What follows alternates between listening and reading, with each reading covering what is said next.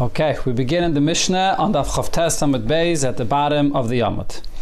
This Mishnah discusses the malacha of mechabe, when a person extinguishes a fire, which was done in the Mishkan. In the Mishkan, the context of the malacha was they had to create charcoal or coals that they would use for the Mishkan. So they would take logs and make a fire and then extinguish the fire, and they would have coals, they would have charcoal. So the purpose of the extinguishing was actually for the object that the fire is in, to get those charcoals. Now if you are extinguishing a fire for any other purpose other than using the object that the fire is in, that's called the malacha she'ein tzricha legufa. You're not doing the malacha for the purpose of the malacha itself. You're not doing it to create something out of this malacha of extinguishing the fire. There's another thing you're having in mind. That's called malacha she'ein tzricha legufa, which we already learned about once before. And that's what this Mishnah is based on, as we'll see in the Gemara. So we're going to learn first the Mishnah inside, and then we'll see how the Gemara explains it. Zok the Mishnah, hamachabe es haner, a person that extinguishes a candle, and his intention is he's afraid of goyim. So Rashi says, for example, Persians that made a gzeira that on a day of their holiday you're not allowed to have candles burning in your house. We had a similar thing mentioned in the sugya of Chanukah, where there was a danger to put the candles of Chanukah outside, or mipnei nochrim, or because of, sorry, I just read that, mipnei listim, because of thieves, that you want to have dark, so they shouldn't see anyone's there. Mipnei ruach ra, or an individual that's very depressed and he wants to have dark, so he puts off the candle. Or because of a sick man that's sleeping and you want it to be dark. In all these cases, it's your potter if it's done on Shabbos. However, a person that extinguishes the candle because he's afraid that the lamp will break if it's going to burn till the end, or he wants to save the oil, he wants to save the wick, so then if he's extinguishing it for this purpose, he's chayiv. Rabbi Yosi paiter bekulan. Rabbi Yosi says you pater in all cases, chutz min apsila, besides in the case where the person extinguishes the candle because he wants to save the wick, mipnei shu oise pecham, because with extinguishing the candle, he's creating the wick, which is like when you extinguish a fire and you create coals or charcoal. Over here as well, you're creating the use of this wick for another fire, and that is a malacha shetzricha legufa. You're extinguishing it for the purpose of the object that the fire was in, to have it used for a fire. So let's see the explanation of this Mishnah in the Gemara. Zok the Gemara midiktani seife, since it says in the second part of the Mishnah, chayev, that in a case when a person extinguishes the fire because he doesn't want the lamp to break, he doesn't want the oil to be used up, he doesn't want the wick to be used up, so it says it's chayev shmamina. So from here we see Rabbi Yehuda, that this is following the opinion of Rabbi Yehuda. What's Rabbi Yehuda's opinion? So Rashi here brings, Rabbi Yehuda is the one that says malacha she'ein tzricha legufa is chayiv. Although he's not extinguishing the fire for the purpose of the coal they'll have, he's doing it for another purpose because he wants to save oil, he wants to save the wick, he wants to save the lamp, it shouldn't crack and break. But nevertheless, you're chayiv for malacha she'ein tzricha legufa. That's what we see in the second part of the Mishnah. So if so, let's go back to the first part of the Mishnah. Reish, the first part of the Mishnah, b'maya sikna, what are we talking about? A person that is extinguishing the fire. And it says that it was a sick person. Are we talking about a sick person that's in danger? Are we talking about a sick person that's not in danger? What is the case? And the same thing with the other things that the Mishnah mentions. When there's a nochrim or there's listim, are we talking about a case that it's a sakana or not? If we're talking about a sick man, that to have the light burning is a sakana, he has to rest, so then mutter mi boile. The Mishnah should say it's mutter. A person that's a chaylesh yesh by sakana, it's certainly permitted to do any malacha on Shabbos. It shouldn't use the term potter. We already learned earlier in Daf Gimel that whenever it says potter, potter means that it's exempt. You're not chayiv and not teira, but it's still asam d'Rabbanan. So why doesn't it say mutter? So now if you're going to say that the Mishnah is talking about a sick man, that there's no danger to his life, and you're putting out the candle for him to be able to sleep, chayiv chatas mi boile. It should have said chayiv chatas. If in the reish of the Mishnah it's speaking about cases where the purpose of putting out the candle is not for somebody that's in danger, so So true, it's a malacha she'ein tzricha legufa. You're not putting it out because you need the charcoal that this candle is putting out, this candle is creating, but we're following Rabbi Yehuda's opinion. Rabbi Yehuda says, a malacha she'ein tzricha legufa, you're still chayiv. So why does it not say in the reish of the Mishnah that you chayiv chatos? Why does it say potter? And for the Gemara, la'olam b'chayla sheyesh b'sakana. We have to say that the Reisha is speaking about a sick person that's in danger. Obedino the listening mutter. Really, the Mishnah should have said that in such a case it's completely permitted. But for Aidi, the Boila Misni Seifa Chayiv. Since in the Seifa of the Mishnah, when it talks about a case that he's Chayiv and it uses the term Chayiv, Taninami Reisha potter. So it uses the term potter in contrast to chayiv that it says in the Sefer. But really it's more than just potter. It's potter and totally mutter. The Tani Rabbi Ishia fragt the Gemara. Now this we see in a Braise that Rabbi Ishia actually said regarding this case, if you're extinguishing the candle for a sick man to be able to sleep, lo yichbe. You're not allowed to put it out on Shabbos. But vim kava, if you did, then potter, aval aser. You potter, but it is aser. So what does it say here? It doesn't say mutter, it says potter aval aser. That's different than what we just said, that in our Mishnah potter means that it's totally permitted. And for the Gemara, that's going to be a different case. There it's talking about a chayla that there's no sakana. It's following Rab Shimon's opinion that says that malacha she'ein tzricha legufa is no chiv midayraisa, but there is still an ism midrabanan. Even for malacha she'ein tzricha legufa, there's an ism midrabanan. Since it's a chayla she'ein by sakana, so therefore it's potter, but it's still aser. That's the pshat in the Braise of Rabbi Ishia following Rab Shimon's opinion. But our Mishnah, which follows Rabbi Yehuda's opinion, we have to say that when it mentions chayla, it's talking about a chayla sheyesh by sakana. And in the Mishnah, potter means mutter. Now the Gemara says as follows: Shol she'elazu le'elam Rab Tanchum de Minoi. This question was asked in front of Rab Tanchum from the city Noi. What was the question?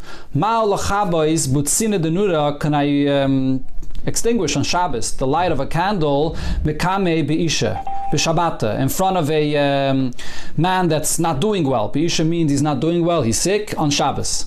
So this question that we're discussing here, could you put off a candle on Shabbos of a person that's not well and his life is in danger? As we'll see in the end of the sugya, we're speaking about a person that his life is in danger. Now he didn't give an answer immediately, but instead he begins a long piece of Agarata here in the Gemara that he shared with the one that asked the question, and only after this long piece of Agarata did he give the answer. So Pasach va'omar, he began with the following Agarata. Ant Shloime, you Shloime HaMelech, on Chachmasach, where is your wisdom, and on Suchlanusach, and where is your understanding? Not only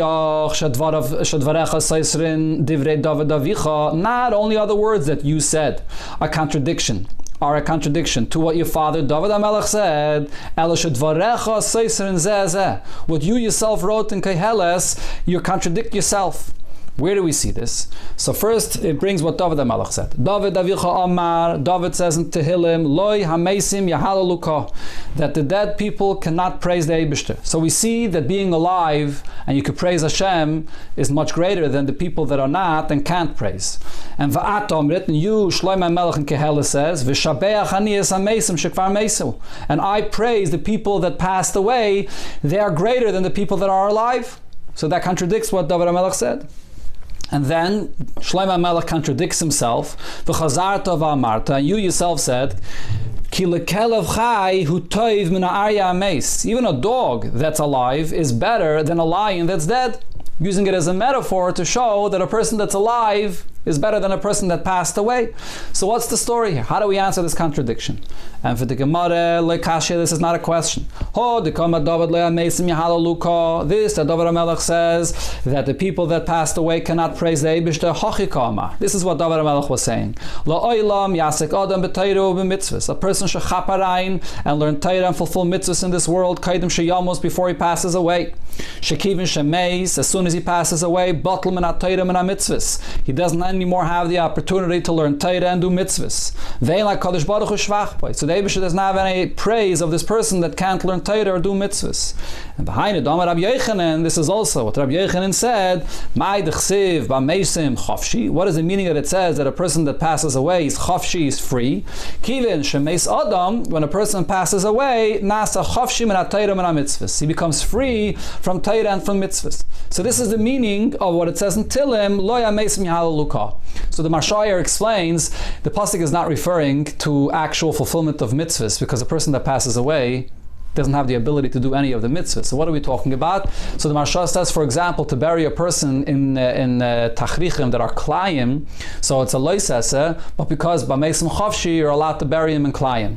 Or is there an Indian to put him on tzitzis on when you bury him? So the answer is no, b'meisim chavshi, which also the Marsha says gets into the discussion b'negei to tchias ha-meisim, if he stands up at tchias ha-meisim and he's wearing klayim, if that will be a problem, which goes into the Gemara in Nida that says that mitzvahs b'teila is la'asad lavai, and therefore there's a discussion there in the Gemara whether you can bury a person in klayim or not. But that's the instance where this is negeya, but otherwise it's obvious that a person that passes away has no ability to fulfill any mitzvahs. Now, what did Shlomo Melech mean when he said, and I praise the people that passed away? So here, the Gemara is going to bring three different interpretations when this applies. One is, when Yidden sinned in the Midbar by the Egel. Moshe Rabbeinu stood up in front of Hashem and said, he davened for 40 days and 40 nights. He begged Hashem to forgive the Yidden. And he wasn't answered. But then, finally when he said, remember Avram, Yitzchak and Yaakov, your servants, immediately he was answered and the Eibusher forgave Yidden. So now that we understand, is it not true and beautiful what Shlomo Melech said, that there's a praise for the others that passed away, that their schos saved the Yidden and they had the kapara by Chet Egel. That's the first pshat. The second pshat, in the custom in the world is Sar Basav Adam, a minister of flesh and blood. He decrees a decree, Safek Mekayim Noisa, Safek Ein Mekayim Noisa. It's a doubt whether people will fulfill it and whether people will not fulfill it. Even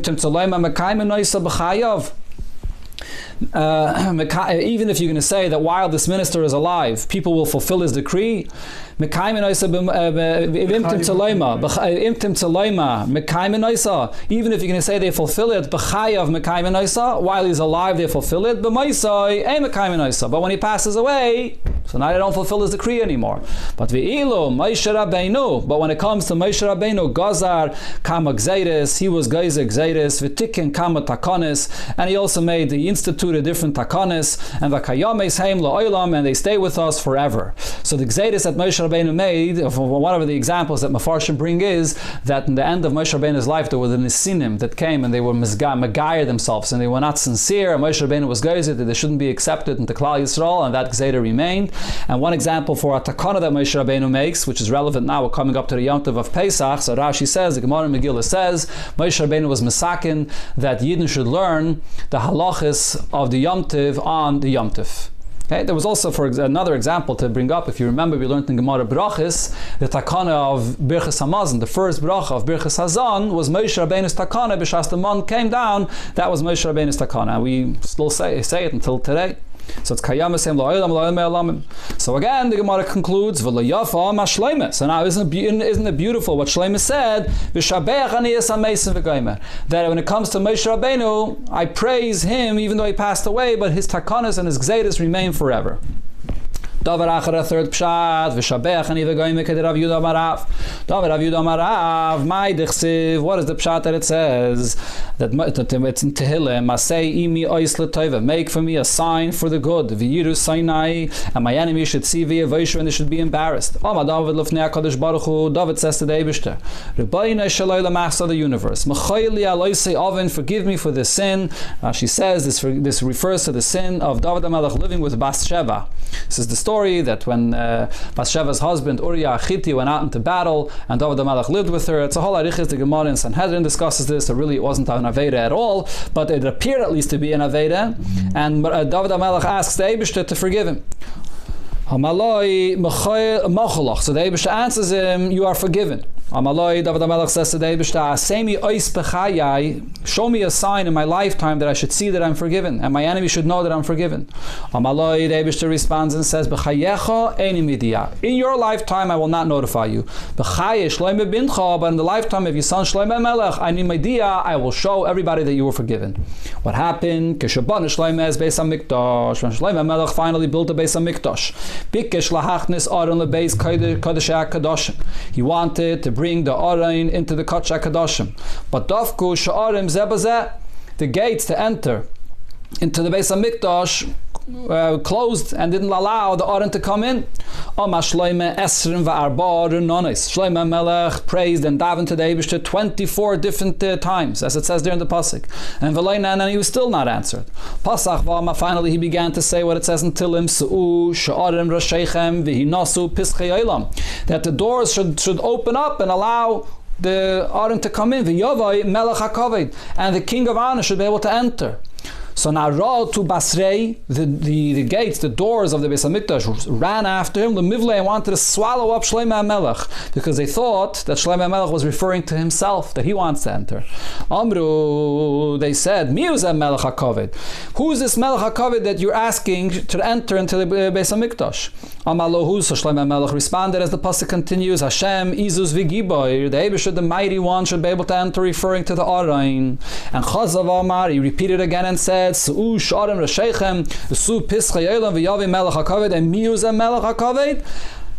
Hashem Tzva is who Melech HaKaved Salah. That it refers to the Eibishter. I want the Sha'arim to open up for the Aron to be able to enter. And after all of this, he still wasn't answered.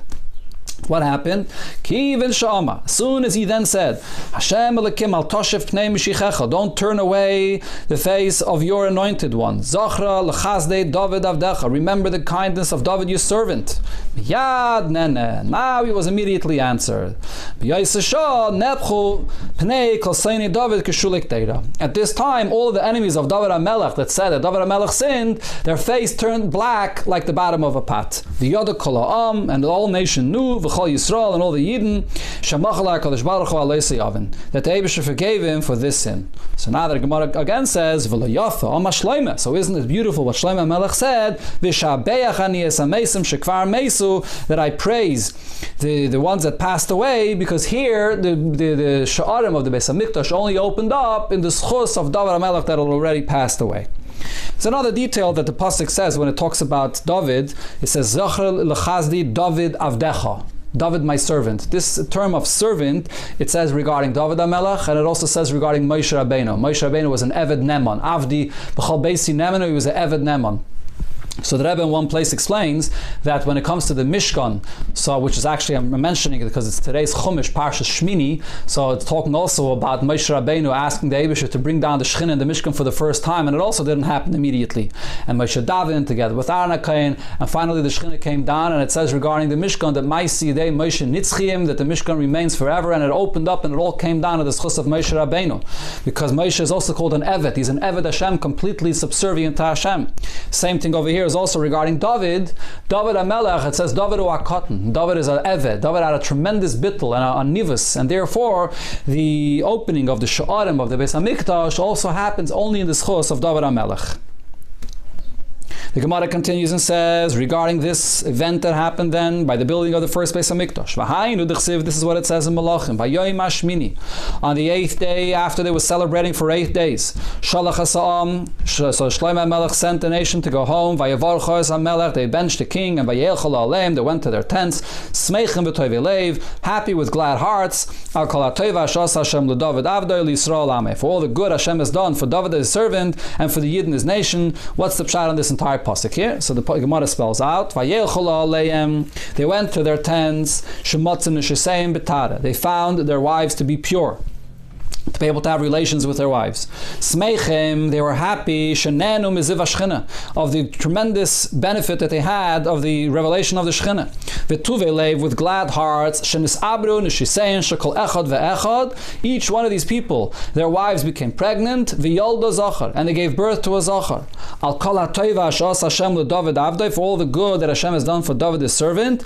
As we said before, shemacha loi al oisei avim, that the Eibusher forgave him for the aveda of Bathsheba. All Yisrael amoy, and then the Eibusher forgave the Yidden, the achaluhu avin, the Yom Kippurim. On that year, on Yom Kippur, as Rashi here brings, they did not fast, as it says beferish in the Melachim, and the Gemara brings it in Moed Katan, that they celebrated for 7 days, and they didn't fast in Yom Kippur that year. So they weren't sure if they did the right thing or not. So they were forgiven. They were told on that day that it was perfect, and for the celebration of the Beis Hamikdash. So this is the third pshat that the Gemara says in what Shlomo HaMelech meant when he said V'shabeach aniyas hamesim shekvar mesu. Now the Gemara goes to the second statement in Keheles, where Shlomo HaMelech says that a dog that's alive is better than a lion that's dead. What was he saying this regarding what?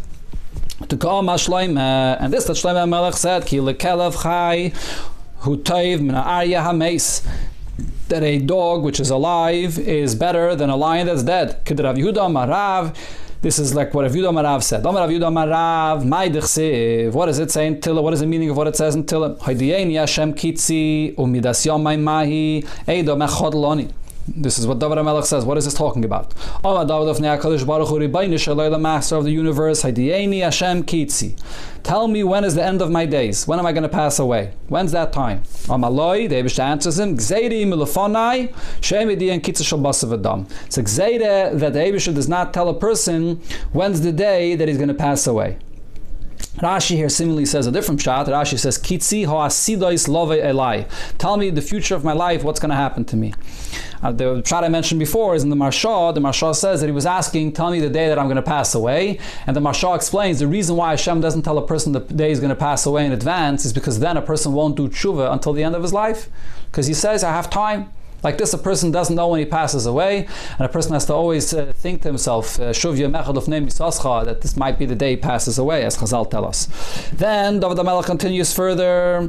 Umidas yomai mahi. What was he asking? He was tell me the days that he was asking, tell me the days when I'm going to pass away. The Marsha says, he said to the Eibusher, even if you can't tell me the exact day, tell me at least midas yomai. There's winter, shorter days, and the summer, longer days. So which one of these days is it going to be? So I should have an approximate, and I'll do tshuva in those days.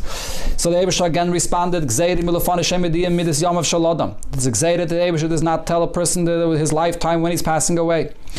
David HaMelech persisted and said, Weiter ve'eda mechadl ani. Tell me at least which day of the week I'm going to pass away. That's how Rashi says here in the Mashal as well. Let me know at least the day of the week. So that day of the week I'll be doing tshuva and I'll be careful on that day.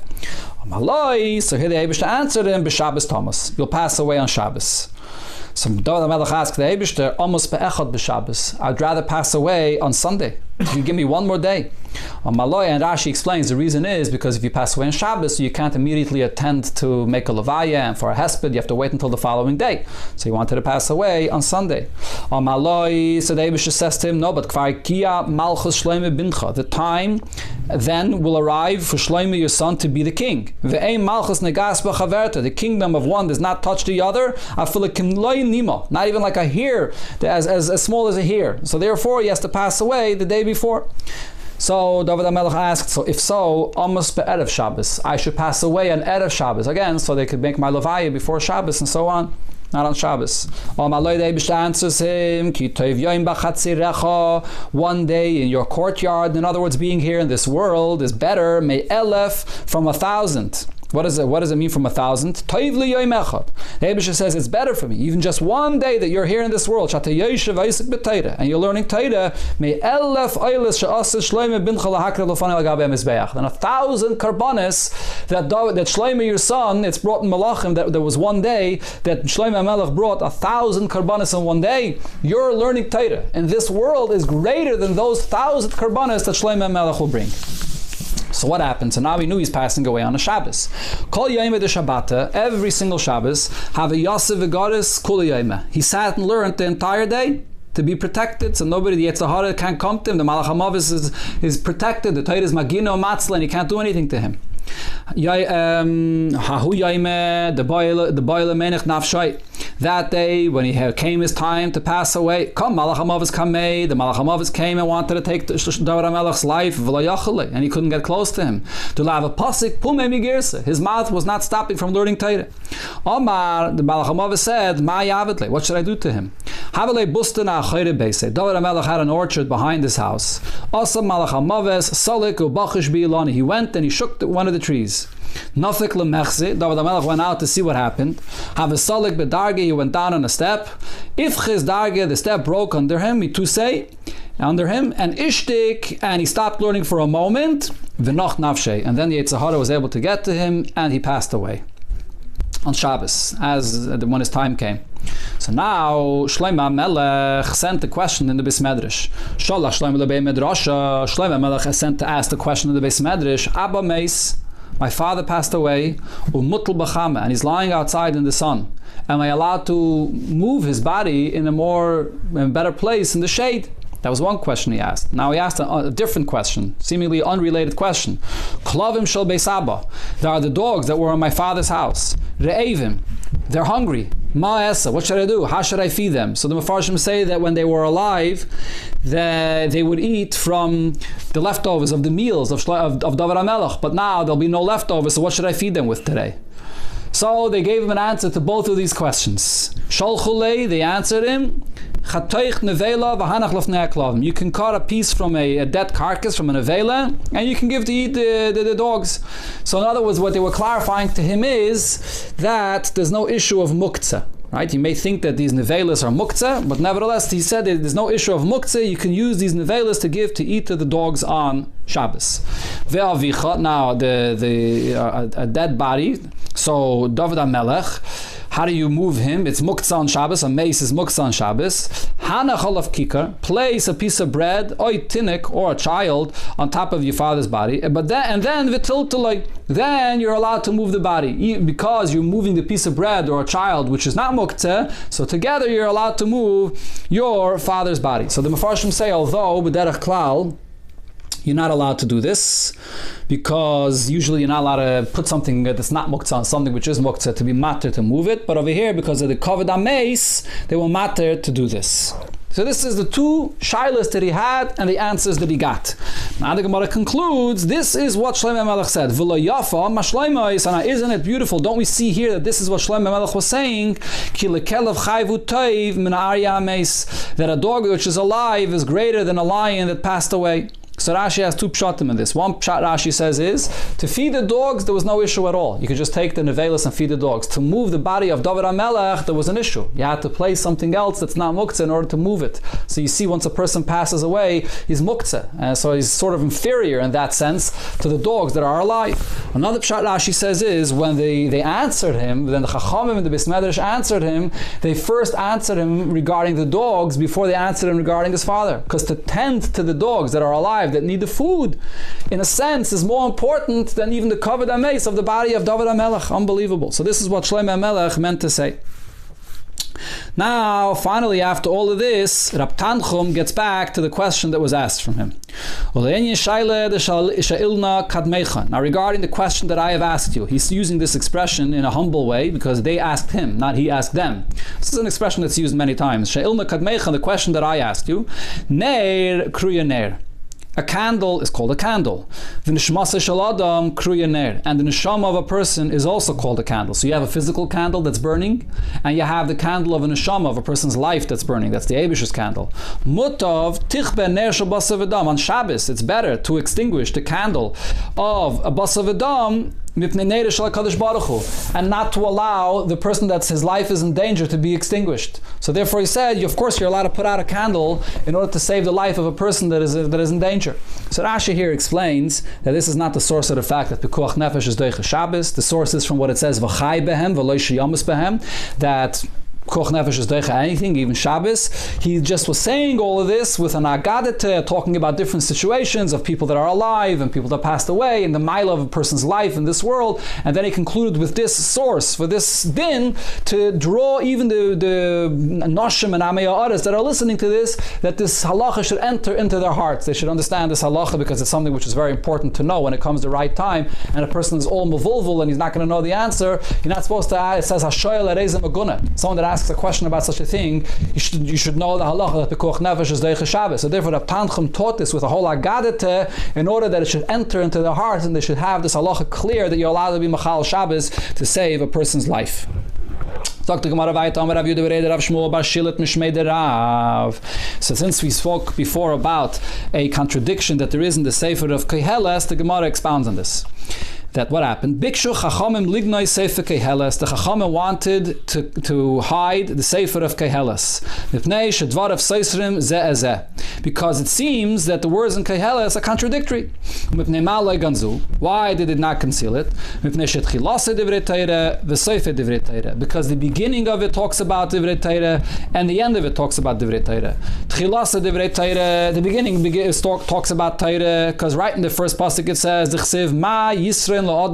What advantage is there to a person all of the toil and work that he does here under the sun in this world? What's the pshat of this pasuk? What does it mean under the sun?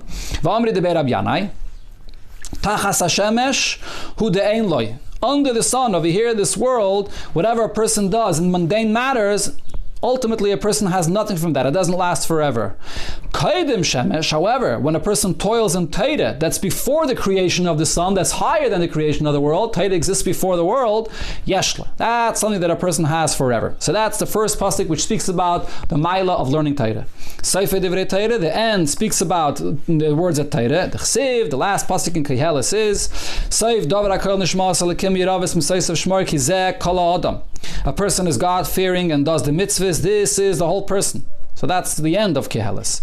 So the Gemara teaches these words. What does it mean? Kizeh kol adam. My kizeh kol adam. What does it mean? This is the entire person. So the Gemara brings three pshatim here.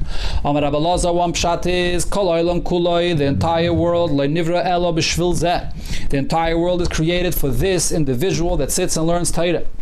Second pshat, Rabbi Bakana Amar shokol zeh keneged kol olam kuloi. This person is equivalent against everything else and everybody else in the entire world. A third pshat, Shimon ben Aziyah, v'amrila Shimon ben Zayma, le'nivra kol ha'olam kuloi elo letzaves lezeh. The entire world is only created in order to keep company for this individual, that the world should be interesting and so on, for this person to exist and do what he has to.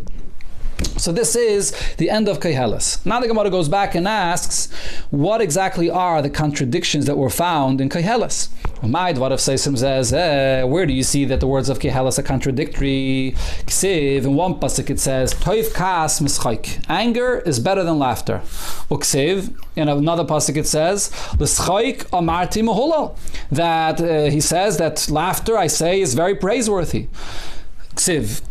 Again, another contradiction. Ksiv, it says, V'shebachti ani es simcha. I praise joy. Uksiv, in another pasuk it says, L'simcha mazu oisa. What's this joy doing here? In other words, that joy is not a good thing. So how do we answer these contradictions? And for the Gemara, loy kashye, it's not a question. It depends on the context. It depends what it's talking about. Toiv kas mischaik. When it says that anger is better than laughter, what is this referring to? Toiv kas shekayas HaKadosh Baruch Hu ala tzadikim ba'olam hazeh. This that Hashem shows anger to tzadikim in this world is greater and is better mischaik shemesachak HaKadosh Baruch Hu ala rashaim ba'olam hazeh. And the laughter that Hashem does good for the rashaim in this world, because Hashem does good for the rashaim in this world, so He can punish them in the world to come completely. And the little anger that Hashem shows to tzaddikim in this world, so they get an einish in this world, and then they have only good in the world to come. So therefore, in this case, anger is good. And when Shlomo Melech says that laughter is praiseworthy, this is the laughter that the Eibusha laughs with the tzaddikim in the world to come. The next contradiction, and I praise the joy. What is this referring to? Simcha shel mitzvah. When a person has a simcha in doing a mitzvah, simcha that comes from a good source. Or the simcha mazu aise. When the pasuk says, what's this simcha? There's no point in the joy. So simcha she'ein shel mitzvah. This is a kind of simcha that does not not come from a mitzvah at all. The lametcha, to teach you, she'ein shchina sheide, the shchina does not dwell, lemitoch atzvos, not in a place of when a person is depressed and sad, v'lemitoch atzlos, not when a person is lazy, v'lemitoch schaik, and not from laughter, v'lemitoch kalos reish, and not from frivolousness, v'lemitoch sicha, not when a person is stam talking narishkeiten, v'lemitoch dvarim betelim, and not from idle chatter. Elo mitoch dvar simcha shal mitzvah, when a person is doing and has the simcha in a mitzvah. Shenemar, as we see a pasuk that it says by Elisha, v'atok chuli menagen, get me someone to play music, v'hoya kenagen menagen, and when the musical sounds were played and he heard them, v'atihi olav yad Hashem, and the hands of Hashem were upon him, his prophecy came back to him. So here you see the greatness of the simcha, especially the simcha that comes from a mitzvah, or particularly the simcha of a mitzvah. Amar Rav Yehuda, and Rav Yehuda said, "V'chein ledvar halacha." The same is also true when it comes to a dvar halacha. When you're learning a dvar halacha, so as we'll see here in the Gemara, you have to begin with a milsa de bedichase, so the Torah should be learned with simcha. Amar Rava, and Rava said, "V'chein l'cholim toif." The same thing is also when it comes to have a good dream. If you want to have a good dream, so go to sleep at night from a positive and joyful attitude, and then you'll have a good dream. The Gemara goes back to what we said, that a dvar halacha has to be learned with simcha. Eini, is this true? Rav Gidl Amar Rav. Rav Gidl said in the name of Rav, Kol Talmud Chacham Sheyeshev Lifnei Rabbi. A Talmud that sits and learns Torah in front of his teacher. Ve'ein sef seisav noitfes moir, and his lips are not dripping moir. So tichvena, his lips should be burnt off. Where do we see this? The Gemara will explain the pasuk in a second. Shenamar sef seisav sheishanim noitfes moir oiver. So what does this pasuk mean? Al tikri moir oiver elamar oiver. Don't read it as moir oiver, rather read it as mar oiver, that the bitterness is taken away. Al tikri sheishanim, don't read it sheishanim, but rather reads it el shashainim, that he's learning. Meaning a person that's learning Torah. Sif seisav shashainim. He's learning Torah with his lips. And neitvis mar oiver, and the bitterness, the fear, the yiras Hashem that he has by learning is taken away from him, then he deserves that his lips should be burnt off. So we see over here that the person that learns Torah has to have a yiras Hashem b'shas he's learning, and that's what it means before when it says ve'ein sef seisav neitvis mar, that his lips should be dripping from bitterness, meaning he should have a very strong fear of yiras Hashem, not the feeling of simcha that we mentioned before. So what's going on over here? So the Gemara answers, Loi kashya, this is not a question. Ha berabba, this is talking about the teacher, and Vaha betalmud, this is talking about the student. The teacher, when he teaches, has to open with a milsa de bedichase, but the student has to sit with a fear and the proper honor in front of his teacher. Or you can answer differently. In both cases, it's talking about the teacher. And it's not a question. Here we're talking about before the person begins learning, and then you have to say milsa de bedichase and lebasa de pasach. And here we're talking about following that once a person begins learning. So then when he begins learning, you have to sit with fear and listen to the divrei Torah. As we find regarding Rabbe, before we would begin learning with the students, he would say something light to bring a simcha to the chachamim, and they did, and they was a certain simcha, and then l'soif yosef be'emsa, and then they sat with fear and pasach b'shmaita, and they began learning. So the pshat in this Gemara, the Rebbe says in a Sicha, actually in a Pesach Sicha, that you have to start with a milsa de bedichase to be mo'ered the cheshik in learning. If there's no milsa de bedichase, so then the rotzen and the cheshik may not be there. So you start l'chatchila with the cheshik. That's a prerequisite even before the learning. But then when it starts with the learning itself has to be with an ema, with a bittel. Why? Because when a yid learns Torah, what is he doing? He wants to introduce and take into his seichel the chachma of the Eibishter, which is infinitely greater than him. In order to be a keli for that, you have to sit with a yiras Hashem, to be a kli reikon, to be an empty keli, to be open, to be able to receive this chachma that's being given to you. But then eventually, the Gemara doesn't go to the next step, but the Rebbe explains there in the Sikha, what's the next step? Eventually the person has to be thinking though. When you're learning, you have to have the attitude of Yiras Hashem, but of course you have to be thinking to understand the Divrei Torah that you're being taught, which is sort of a combination of two opposites. You have to sit with Eima, but at the same time you have to open your mind to think and understand the Divrei Torah that you're learning. And then the Rebbe says eventually the person can get elevated to the point that he becomes unified and one with the words of Torah that he's learning. And the Rebbe teaches there in the Sikha that this is the pshat b'negeh to the three names that there are b'negeh to Pesach. One name b'negeh to Pesach is Chag HaMatzos. Chag HaMatzos, the matzah refers to the bittul. A person has to learn Torah, you have to learn with absolute bittul, you have to put yourself aside, to open yourself up, to be able to listen to the Eibish's Torah. The next name is Zman Chereseinu. Zman Chereseinu is the freedom, which means it's not just about putting yourself aside, adarabah, integrating it into yourself, to experience the freedom, not breaking yourself, but to take it into your mitzias. And then eventually comes the Chag HaPesach, where a person is able to leap out of himself and become completely unified with the Eibishter through this process of learning Torah. That's how the Rebbe teaches this Gemara in a Pesach Sikha in Chelik Yud Zayin, a very geschmack Sikha. You can take a look inside. Sagt the Gemara weiter, Va'af Sifrei Mishlei. Similar thing is also regarding Mishlei. Bikshu Lignais, they wanted to hide it. Shaydvar of Seisrim Zeh Ezeh, because the words of Mishlei were contradicting one another. Why did they not hide it? Amri Sifrei Keheles. What happened with Keheles? Lav Eininan? Didn't we analyze it deeper? Vashkechinan time, and we found reasons how to answer the contradictions. Let's look deeper into the Sefer Mishlei, and we can answer the contradictions that there are. Where do we see a contradiction in Mishlei? Ksiv, it says in one pasuk, Al tan ksiv ki valtai. Don't answer a fool with his foolish things. Or Ksiv in another pasuk it says, Anexel ki valtai. You should answer a fool even if he says foolish comments to you. So how do we answer this? Loi kashya. This is not a question. When it comes to divrei Torah, so you have to answer all kinds of questions, including foolish questions. And ha b'mili dalma. And the other pasuk where it says don't answer him is speaking about stam, a fool that comes in and says to you something foolish regarding anything else. Kiha, like this following incident. A person came to Rebbe Amalei and said to him, Ishtacha, your wife, Ishti, she's my wife. Banecha, your children, Banai, it's my children. He wanted to be Maitzi Laz on Rebbe that really it's not a good marriage, not not his children, and really his children are Mamzeidim. Amalei, Rebbe says to him, do you want to drink a cup of wine? Shetei, drink. Shasa, he drank. Upaka, and he died. Okay, so in other words, Rebbe didn't bother answering him. Rebbe just sort of played along and said, drink a cup of wine, and he drank a cup of wine, and he died. Similar story, an individual came to Rab Chia. In the end, Yaakov, it says here, not Rab Chia, but it says that this also happened to Rebbe. Amalei, and this person said to him, Imcha, your mother, Ishti, is really my wife. Va'ata b'ni, and you're my son. Amalei, so again he said to him, do you want to have a cup of wine? Shasa, he drank, upaka, and he died. Amar Rab Chia said, Rebbe, when he davened, it was beneficial for him that his children should not be mamzeidim. As I mentioned, this person was trying to make Rebbe's children mamzeidim by saying that really you're married to my wife. What happened? What did Rebbe daven? Ki ava matzli Amar Rebbe would daven, as we daven every day. Yiratznu v'nach Hashem Elokeinu shetatzileni hayom. You should save me today. Me'azei panim or me'azes panim, from people that are azei panim, that have a chutzpah, and over here he was saved from this person that had a chutzpah that he wanted to make his children mamzeidim. So this has been negeh to divrei alma. Stam mili da alma. You don't have to bother and answer a person that's a fool.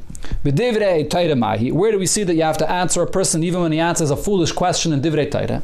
The Yosef Rabbi Gamliel v'Kadosh. Rabbi Gamliel was sitting in the Bismedrash and he darshan.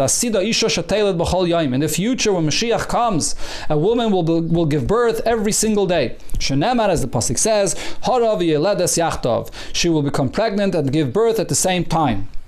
So Rashi over here says that the same day she becomes pregnant with one child, she will be giving birth to another child. That's what it means. So not that she will actually give birth at the same day of two children, but the same day she gave birth to one, she will become pregnant with another. That's Rashi's pshat. The other pshat that it's brought over here, the Mashal speaks about this, and it's brought in Kisvi Arizal. The Rebbe quotes this in a comment on in Shiurim B'Sefer Atanya, that what it means is that a person will have one relation with his wife and he'll become pregnant, and from one relation he'll give birth to many, many children.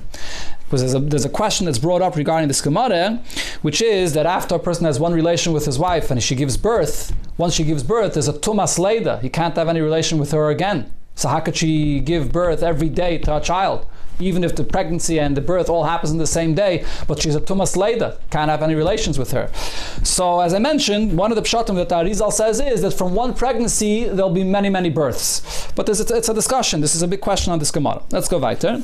Another thing, so what happened when he said this thing? that a woman will give birth every day. Liglo Galavais Talmud. So a Talmud came and was mocking this. Amar, and he said, Enkel Chodesh Tachas HaShemesh. There's nothing new that will be created under the sun. So how could this be? Amalei told him, let me show you something similar in this world. Nafak, he went out, and Achvile Tarnagailis, he showed him a chicken that lays eggs, and he lays eggs very, very quickly, very often. As the Mashal explains, that when he's laying one egg, he's already becoming pregnant with the other egg, and therefore this is a similar thing that we see that was going to happen in the Asad Lavai. So here we see how Rabbi Gamliel answered this fool. Another thing Rabbi Gamliel said, when Mashiach comes, the trees are going to grow new fruits every single day. So it compares branches that grow from a tree and the fruits that grow from a tree. Just like a tree, every day there's new little shoots that come out from the tree. So too, there'll be new fruits every single day. So this Talmud again was mocking this statement. He says, there's nothing new under the sun. Rabbi Gamliel took the time to answer him, and he said, let me show you something similar to this over here in this world. He showed him a caper bush that has new fruits that are growing constantly. We once learned about this caper bush in the Gemara in Brachas regarding the different things that grow in it. There's berries and there's different parts of it that grow every day. A third thing, she also said again about La'asad Lavai.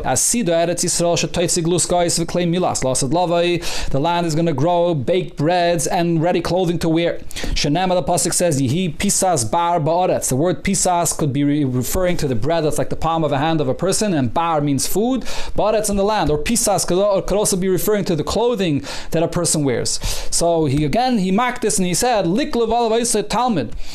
And he said, there's nothing new under the sun. Rabbi Gamliel answered him, I'll show you something similar where you have this now in this time. He went out, he showed him the mushrooms and truffles that grow after the rain. They grow immediately in one day, and they become, and it has a shape, and it looks like Rashi says, that they're wide and look like round and wide, like a nice piece of loaf of bread that grows. And also, milas, what did he show? And where do you see clothing growing? Nivra bar kaira, navra bar kaira. You have in the hearts of palm, there's a woolly substance that grows over there that could be used and is used in creating certain garments. And you see mamash, a garment that grows on a tree. That was the source that's what he showed him. This is the end of the sugya of Agadata for today. Mishum, tomorrow we continue weiter in Gemara of Agadata. Good day, everybody. Psuris Tevis. Today's Yudalef Nissen. We should see Yeshuas and Geula and Refuas, and only good news. And it speaks about we finishing off over here with La'asad Lavai. We should be zeicher to see this mamish in front of our eyes. B'meiru v'meinu mamish.